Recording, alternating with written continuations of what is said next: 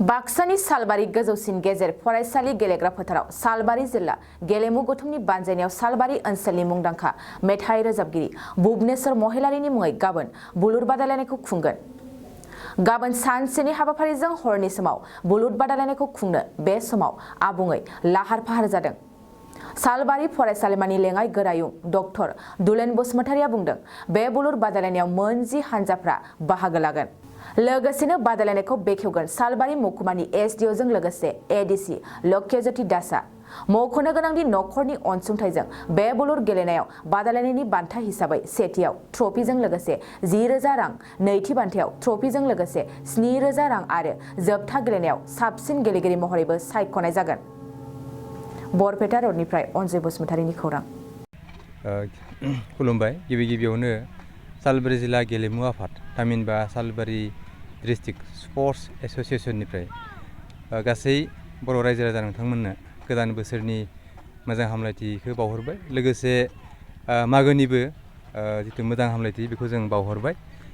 दा जोंहा बेयाव सालबारि हायार सेकेन्डारि स्कुलनि गेलेग्रा फोथार, बे गेलेग्रा फोथाराव गाबोनो थामहिनबा 13/1/2023 जानुवारि खालि जोंनि बे ओनसोलनि सासे मुंदांखा रिंकु दामसा गायक, मेथाइ लिरगिरि, लोगोसे थुनलाइगिरि थुंग्रि भुबनेश्वर महिलारिनि मुङै सानसे डे नाइट सान आरो हरनि मोनसे भलिबल बादायलायनाय खालामनाय जादों। आरो बे भलिबलनि जा रां राशि जिथु फाइनान्स अनसुंथाइखौ बिथांनि नखरानो बावदो। जे सेथि बान्थायाव दङ 10,000 रां लोगोसे गंसे ट्रफि आरो नैथि बान्थायाव दङ 7,000 रां आरो लोगोसे गंसे ट्रफि। आरो बिनि अनगायैबो फाइनाल खेलायाव जाय बादायारिया साबसिन गेलेनो हागोन बिथांनि थाखाय मोनसे बेस्ट प्लेयार मोनसे बान्था दं। आरो जोंनि बे खेलायाव गाबोन जायफोर टिमा फैगोन, जायफोर दोलोआ फैगोन, बे दोलोफोरखौ जोङो बाक्सा जिल्लायाव जिखिनि जोंहा एबा सालबारि डिस्ट्रिक्ट स्पर्ट्स एस'सिएशननि आन्दाराव बा बाक्सा जिल्लानि आन्दाराव जोंहा जिखिनि जायफोर टिमखौ जोङो फैनो हायो बेखौ जोङो खबर हरबाय। आरो दासिमहालागै जोंनि आखायाव मोन 10 टिमफोरा फैगोन होननानै कनफार्मेसन हरदों।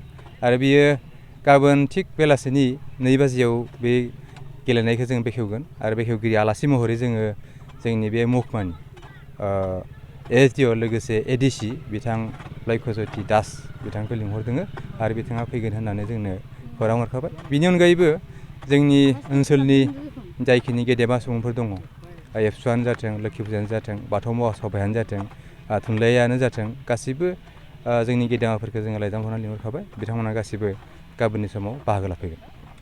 ओरैनो फुंनिफ्राय जागायगोन नामा?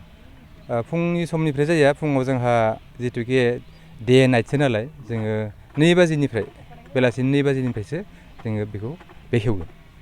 बेखिनियानो। नोंथाङा सानाय सुनाय बेरामनि जेंनायाव गोग्लैदों नामा? जुदि नोंथाङा सानाय सुनाय दंब्ला जिंगासिनांगौ गैया।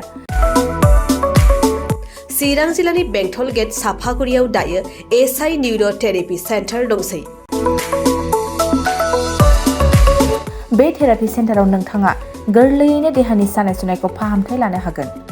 बे आथिं सानायानो जाग्रोदों, ओमफ्राय जानाया एसे सिगांनिफ्रायनो जाखादों, ओमफ्राय बिदिनो गुबुन मुलि जाबाबायदों, ओमफ्राय हामाखै। दिनैनि ट्रिटमेन्टआनो आङो एसे मोजां मोनसिनबाय। जेरै सिं सानाय, आफादावरि सानाय, मोदोम जरा सानाय, आइजोफोरनि जेंना, खर' सानाय बायदि बेरामखौ फाहामनाय जायो।